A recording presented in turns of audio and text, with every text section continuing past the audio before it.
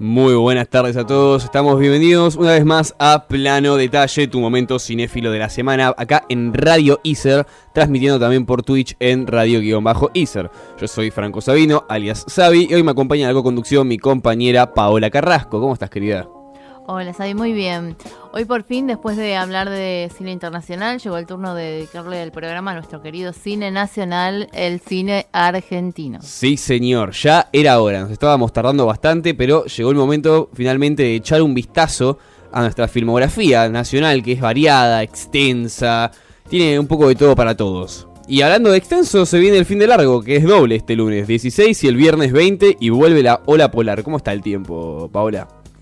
Mira, para este fin de semana se viene fresquito el tiempo.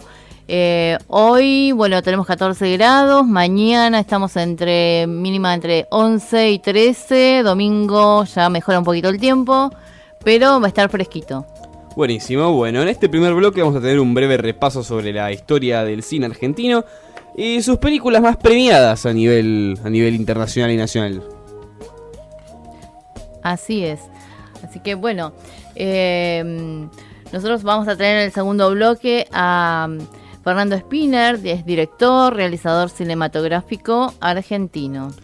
Exactamente, y para la gente que nos está escuchando, ¿sabían que a lo largo de su historia el cine argentino pasó por distintas épocas? La primera son los orígenes de este cine que se estaba gestando. En 1896 se realizaron las primeras proyecciones de películas en nuestro país en el Teatro Odeón, en Buenos Aires. Ahí se exhibieron cortometrajes de los hermanos Lumière, como la nombrada La llegada del tren a la estación de Ciotat, mediante un kinetoscopio, el predecesor del proyector. Todo esto pasó poco después de que el cine apareciera en Europa. Luego, en los años siguientes, se produjeron en nuestro país películas mudas, tales como La bandera argentina, considerada la película que inauguró el cine argentino. El fusilamiento de Dorrego, considerada la película argumental, y Nobleza gaucha, basada en el Martín Fierro, que al parecer tuvo mucho éxito en su momento. Claro, Nobleza gaucha igual que La marca de yerba. Después llegó el momento del cine sonoro. El sonido primero se grababa en discos que luego eran reproducidos en simultáneo a la película con un sistema llamado Vitaphone. Poco después apareció un nuevo sistema llamado Movietone que permitió grabar el sonido e imagen en simultáneo y proyectarlo también al mismo tiempo. La imagen y el sonido quedaban guardados en el mismo soporte. Y la primera película con sonido filmada en Argentina fue dirigida por José Ferreira. Fue un largometraje, se llamaba Muñequitas porteñas. Se estrenó en 1931 y dio inicio a lo que se llamó la época dorada del cine argentino. Este periodo se extendió hasta la década de 1950 y ahí vio el surgimiento de la industria argentina cinematográfica. Ya tuvo un enorme empuje, ¿sí? En nuestro país, así que bueno, empezaron a producir estudios como Argentina Sonofilm y estudios San Miguel, que se convirtieron en los pilares de la producción cinematográfica del momento. Sí, y durante esta época el cine argentino se caracterizó por su diversidad de géneros, desde comedias y melodramas hasta películas policiales e incluso musicales.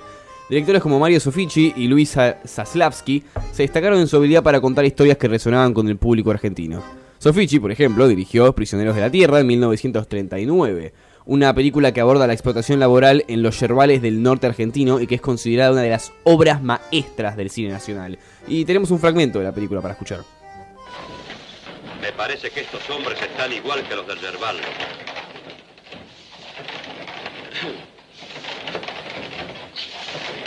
Voy a preparar algo para que tomen. Bueno, tomó un farol y acompáñalo hasta el camarote de los remedios. Y más adelante, en 1960, aparecería el llamado Nuevo Cine Argentino. Este movimiento, influenciado por las nuevas olas europeas y el cine de autor, buscaba romper con las convenciones del cine comercial y explorar nuevas formas de expresión cinematográfica. Directores como Fernando Birri y mi ídolo personal Leonardo Fabio fueron pioneros de este movimiento. Bien, y con la llegada de la última dictadura militar en 1976, llega la censura, la represión, que afectaron gravemente a la industria cinematográfica. Muchos directores y actores fueron perseguidos, exiliados o, lamentablemente, desaparecidos. y las películas que se producían estaban bajo control del gobierno. Pero, a pesar de esto, de este panorama desalentador, en 1983 comienza el rodaje de la película La historia oficial de Luis Puenzo, que aborda el tema de los desaparecidos en dictadura. Se estrenó en 1985 y ganó un Oscar, ¿no? Como bien sabemos, tuvo mucha repercusión en nuestro país. Claro, sí, ganó Oscar a Mejor Película de Habla No Inglesa el 24 de marzo justamente de 1986. Ya con la vuelta de la democracia en los 90, el cine nacional empieza a resurgir nuevamente y esta época fue nombrada como el nuevo cine argentino de los 90. Un nombre muy original. Este periodo se caracterizó por una nueva generación de directores que abordaban temas contemporáneos con un estilo fresco y original, como por ejemplo Adrián Caetano, Pablo Trapero y Lucrecia Martel. Y bueno, actualmente en el siglo XXI, directores como Damián Cifrón y José Campanella han logrado un éxito internacional con sus películas, siendo ambas El secreto de sus ojos y Relatos salvajes, como bien ya conocemos, nominadas al Oscar a Mejor Película Extranjera y El secreto de sus ojos ganadora de esta categoría, ¿no? Así es, y este fue nuestro breve repaso sobre nuestro cine nacional, con data muy interesante. Así que, ¿te parece si escuchamos una canción y nos volvemos, Pavo? Buenísimo, dale. Continuamos con Plano Detalle por Radio ISER.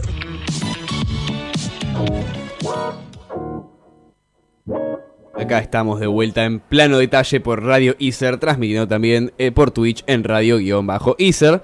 Qué lindo tema que acabamos de escuchar, Hoy tenemos el placer de contar en nuestro estudio con un director del cine argentino, un realizador que ha explorado géneros tan diversos como la ciencia ficción, el western gauchesco y el documental íntimo, con una carrera que incluye títulos icónicos como La Sonámbula, Abalay, El Hombre Sin Miedo e Inmortal.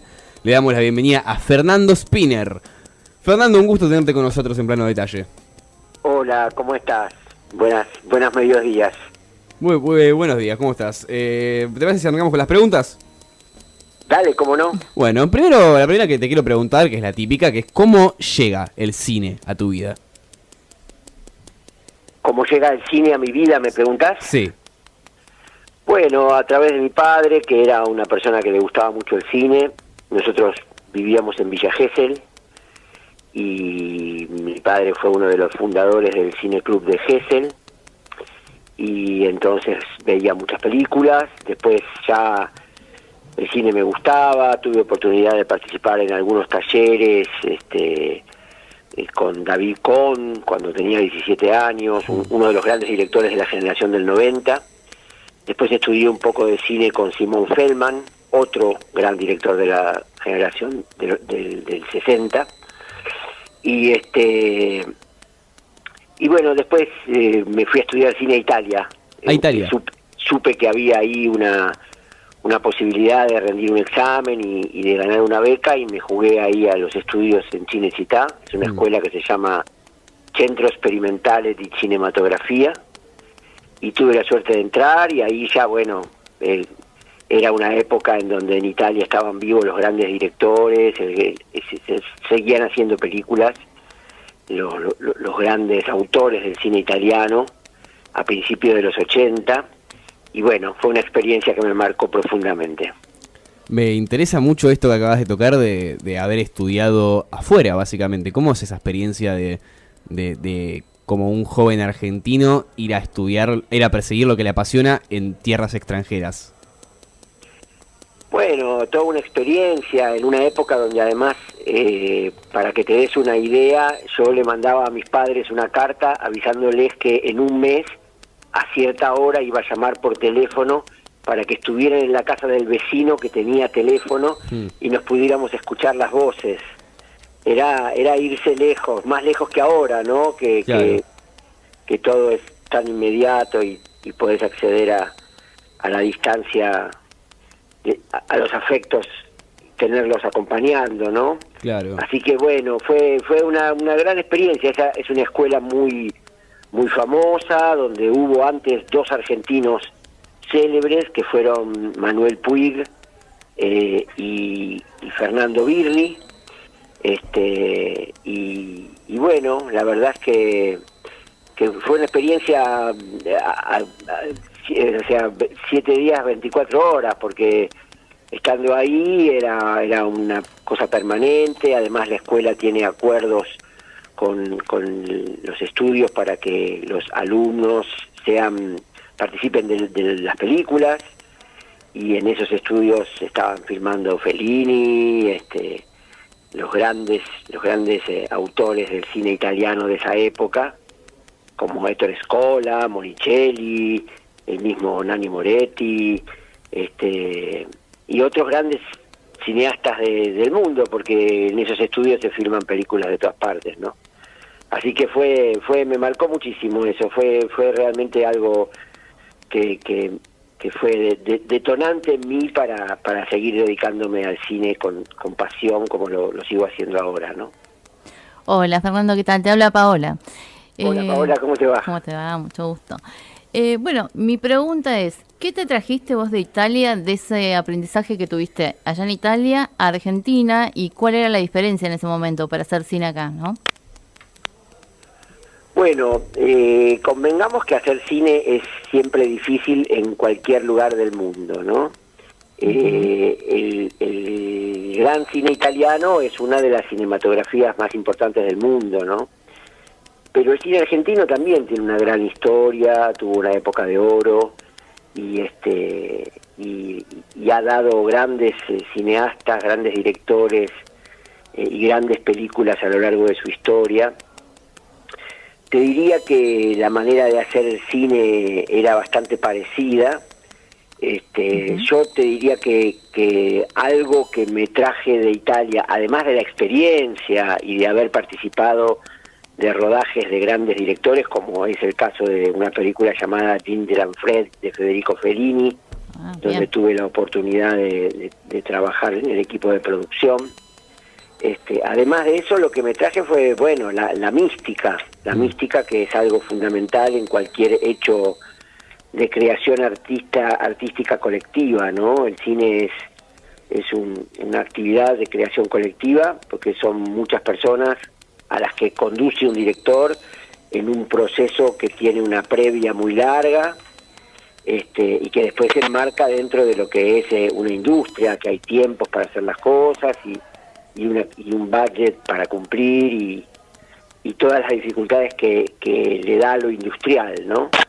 Pero la mística es algo que ha tenido mucho las películas que yo hice, y la manera en que las hice, y el modo en que quedé para siempre unido con todas esas personas con las que las hice, ¿no? Buenísimo. Te quería preguntar, prometo que es la última pregunta que hago sobre Italia, pero es algo que me interesa porque habiendo visto cine italiano, no mucho, pero he visto a Pier Paolo Pasolini, he visto a Sergio Leone, uno como que lo que agarra del cine italiano, más que nada en esa época, es que era un cine bastante atrevido, aventurado, y eso se nota también en el cine argentino. ¿Vos qué similitudes encontrás entre el cine que estudiaste vos en Italia con el que se produce en Argentina? Bueno, yo entre las películas que hice un western, que hay que decir que el western es un género que, si bien lo crearon los americanos para contar la conquista del oeste, tiene muchos tópicos que lo hacen también muy nuestro, porque compartimos una época de mucha violencia en la historia argentina, de grandes extensiones sin ley, el duelo, las armas, hasta incluso un exterminio indígena. Así que es un género que es muy naturalmente nuestro también, hombres de a caballo, y que también ha sido explorado, ¿no?, por nuestro cine. Hay una película de Lucas de Mare y Hugo Fregonese llamada Pampa Bárbara, que es un western, y que es bastante icónico en la historia de nuestro cine. Y también grandes directores como Leonardo Fabio han abordado la gauchesca en películas como Juan Moreira, por ejemplo. Y vos nombrabas a Sergio Leone, que es un tipo que reinventó el género, el spaghetti western, y que a mí me generó una impronta importante, digamos, ¿no? En la época que yo vivía ahí, veía sus películas y no fue menor, aunque de todas maneras yo me lancé a tratar de ser un eslabón en una tradición bien argentina como es la gauchesca y también el western, ¿no?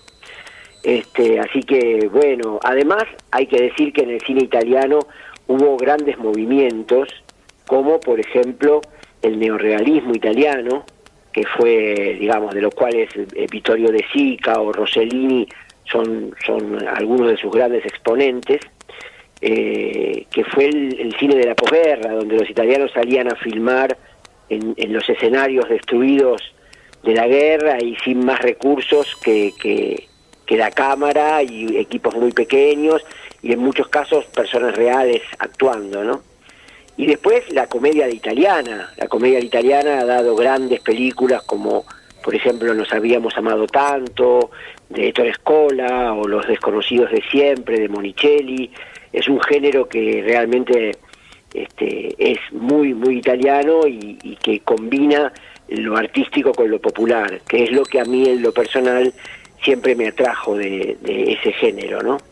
Así que bueno, podría seguir hablando de Italia muchísimo, porque imagínate que me impactó mucho esas vivencias que tuve.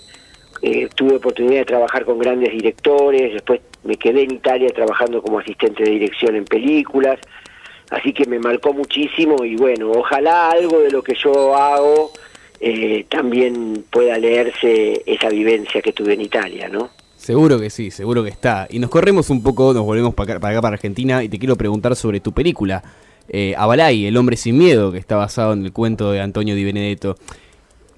¿Qué te motivó a llevar? ¿Qué te hizo esa historia de decir, ok, la tengo que llevar a la pantalla grande? Bueno, mirá, tengo que decirte que desde que yo conocí el cuento de Di Benedetto, en el momento de leerlo dije, quisiera llevar esto a hacer una película con esto, y me llevó a algunos años conseguir los derechos del cuento, pero después estuve 20 años para lograr hacerlo, y estuve en varias oportunidades tratando de hacerlo con un coproductor francés. Viajé mucho a Francia, teníamos un guión, lo teníamos muy muy muy desarrollado. También tuve un coproductor italiano en otra instancia y también un español, pero con ninguno logré hacerlo, y lo hice gracias a un premio del Instituto Nacional de Cine, que fue un premio del Bicentenario. La realicé en el año 2009, la película. El premio me lo otorgaron en el 2008 y he vivido en carne propia lo importante que es el apoyo del Estado a través del Instituto Nacional de Cine para tener el cine que tenemos, porque el cine, tanto el cine industrial como el cine independiente argentino, es muy valorado en el mundo, han ganado muchos premios y sigue haciéndolo. Y constituye nuestra cultura, ¿no? Es un reflejo de nuestra historia, de nuestro presente, así que es muy importante apoyar al cine argentino. El cine argentino es muy bueno, y como en cualquier cinematografía hay películas muy buenas, películas buenas y películas regulares y malas. Eso tiene que suceder para que haya algunas excelentes, ¿no? Así que después fue... la experiencia de Abayay fue increíble porque la hicimos en Amaicha del Valle, en la provincia de Tucumán, en los valles calchaquíes tucumanos, y establecimos un vínculo con la comunidad maicha, que son los originarios de esa zona, que son una comunidad que tiene una tradición milenaria de medicina, de cultura, en todos sus aspectos de su vida. Y hicimos un acuerdo con ellos actuaron en la película, construimos cosas junto con ellos, y hicimos un acuerdo que realmente fue una bendición para la película, porque una película con muchas dificultades de realización, con mucho riesgo, nunca tuvimos una dificultad, y además después la película tuvo un camino increíble, fue la gran ganadora del Festival de Mar del Plata cuando tuvo su estreno mundial allí, ganó 8 premios Sur de la Academia de Cine Argentina y representó a la Argentina en los premios Oscar como mejor película extranjera, así que viajamos a Los Ángeles y estuvimos ahí muy apoyados por el consulado argentino en esa época, representando al país, así que realmente atraviesa toda mi vida la película, 20 años para poder hacerla y después esos 2 años de acompañarla por festivales y a los Oscars fue algo increíble para una película independiente hecha con recursos acotados, pero con mucha pasión, ¿no?